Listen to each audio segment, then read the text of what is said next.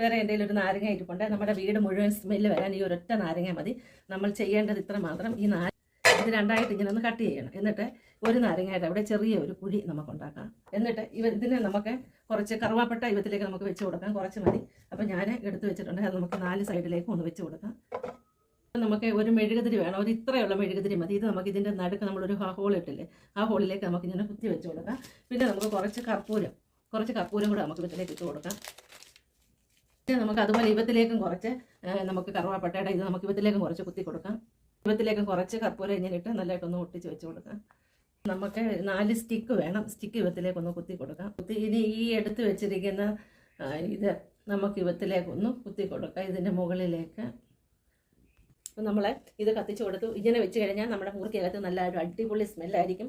കർപ്പൂരത്തിൻ്റെയും കറുവാപ്പട്ടയുടെയും ഒക്കെ അടിപൊളി സ്മെല്ലായിരിക്കും. നമുക്കിത് വീട്ടിൽ വെച്ചാൽ ഈച്ച അങ്ങനെയുള്ള സാധനങ്ങളൊന്നും വരത്തില്ല. ഈച്ച